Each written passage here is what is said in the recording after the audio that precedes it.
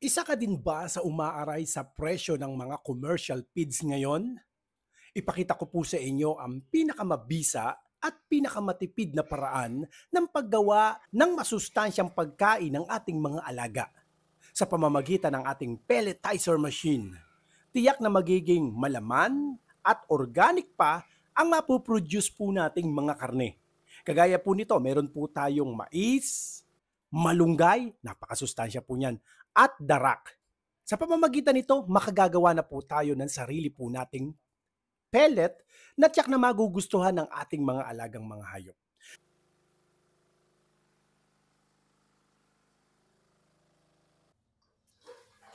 Sa lahat po ng mga interesado, pwede po kayong mag-message sa ating pong Facebook page o kaya ay mag-text sa ating numero na naka-flash po dyan sa inyong screen.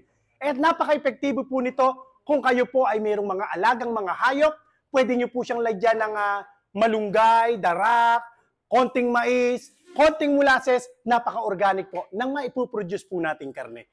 Maraming salamat po sa inyong mga kadiskarte at ingatan nawa po kayong palagi ng Panginoon. God bless po.